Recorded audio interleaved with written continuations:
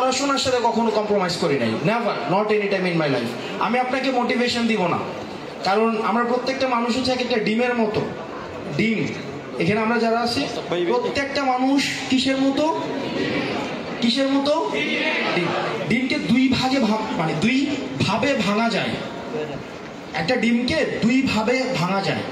আপনি যখন একটা ডিমকে বাইরে থেকে আঘাত করে ভাঙবেন, তখন একটা ডিমের মধ্যে সম্ভাব্য একটা প্রাণ থাকে, এই প্রাণের মৃত্যু হয়, এবং এটাকে আমরা পোস্ট বানাইয়া খাই, এটাকে আমরা বয়েল করে খাই, এটাকে আমরা অনেকগুলো রেসিপি বানাইতে পারি, রাইট? কখন? যখন আমরা বাইরে থেকে আঘাত করে ভাঙি, তাই না? ওকে, আবার এই ডিমটাই আজান দিচ্ছ না?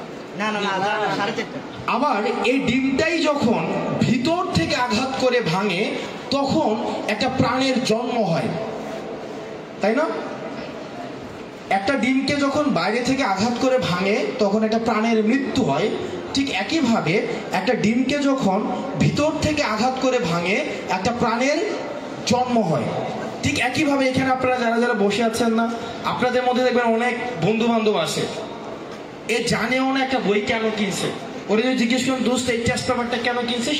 জানি না। পাপ্পি জানে, আম্মা জানে, অথবা কি বাবা জানে, ও জানেই না এটা কেন দিছে, ওর বাপ কিনে দিছে।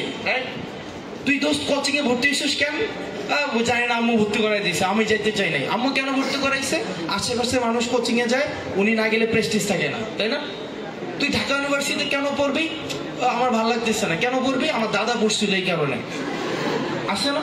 এই যে তাকে বাইরে থেকে পুশ করা হচ্ছে, তো বাইরে থেকে যখন পুশ করা হয় না, তখন তার মৃত্যু হয়। তাকে কখনোই তুমি ওই প্রত্যাশিত লক্ষ্যমাত্রায় পৌঁছাতে পারবা না। অন দ্য আদার হ্যান্ড, কিচ্ছু না, এটা তোমার ভিতর থেকে আসতে হবে। যখনই তোমার ভিতর থেকে আসবে, তখন তোমার এক্সটার্নাল মোটিভেশনের কোনো প্রয়োজন নাই।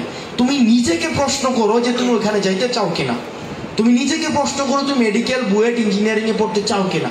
আমি তোমাকে এটা একবারও বলবো না যে মেডিকেলে চান্স পাইলে, বুয়েট, ঢাকা ইউনিভার্সিটি চান্স পাইলে লাইফ সেটেল। এটা যে মানে পৃথিবীর সবচেয়ে মিথ্যা কথা, সেটা এখন আমাকে দেখলেই তোমরা বুঝো।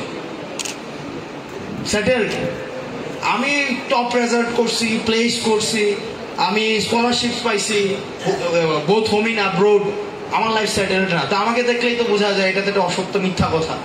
যে মেডিকেলে চান্স পাইলেই যে তোমার লাইফ হচ্ছে সেটেল, ব্যাপারটা এমন না। ইঞ্জিনিয়ারিং এ চান্স পাইলেই যে সেটেল, ব্যাপারটা এমন না। ঢাকা ইউনিভার্সিটিতে চান্স পাইলেই যে সেটেল, ব্যাপারটা এমন না।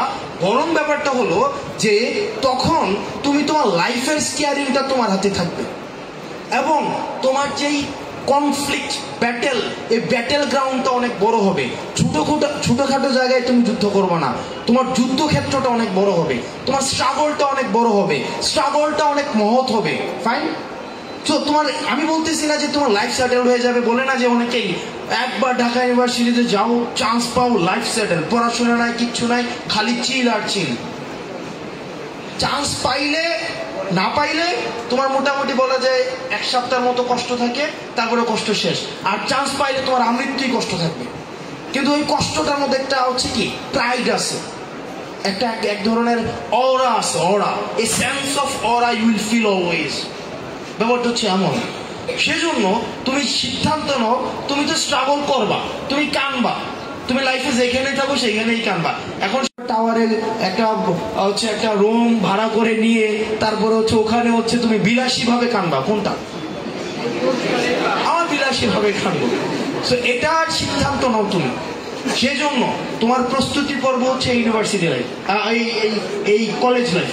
তুমি কলেজ লাইফে যদি ভালো করে পড়ো, বিলিভ মি, তুমি দেখবা পরবর্তী জীবনটা অনেক বেশি সহজ হয়ে যায়, অনেক সহজ হয়ে যায় তুমি যদি একাডেমিতে থাকো।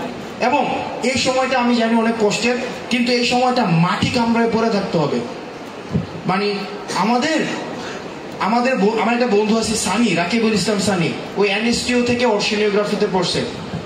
মানে বললে বলবা যে ভাই এখন তো পড়ে চলে আসছে, মনে হয় এইখান তো অনেক কিছু বলবেন। আমাদের খাবার খাইতে 1 মিনিটের কম সময় লাগতো, 1 মিনিটের কম সময়, লিটারেলি। মানে আমাদের দেখা যেত কি 1 মিনিটের কম সময় খাবার খাইতাম। এবং এমন একটা পর্যায়ে পড়ছিলাম যে হোস্টেল লাইফ থেকে যখন গেলাম, মানে ইউনিভার্সিটির চান্স পাইলাম, আত্মীয় স্বজনের বাসায় গেলে যখন খাইতে বসতাম, তখন ওনারা আমাদের দিকে তাকায় থাকতো, বলতো এই মানে আমরা কেউ চলে যেতেছি রাস্তায় খাবো, মানে ওই পর্যায়ে চলে গেছিল। অর্থাৎ টাইমটাকে এই পরিমাণে আমরা ভ্যালু দিয়েছিলাম হোস্টেলে। তো মোবাইল কখনো চালাইও না, অ্যাটলিস্ট ইউনিভার্সিটি পার্সোনাল মোবাইল। যখন তুমি ক্লাস করবা তোমার মার মোবাইলটা নিয়ে চালাও, তোমার বাবারটা নিয়ে চালাও, বাট ইউনিভার্সিটির আগ পর্যন্ত তুমি মোবাইল ইউজ করবে না, এটা ডিস্ট্র্যাক্ট করবে অনেক বেশি।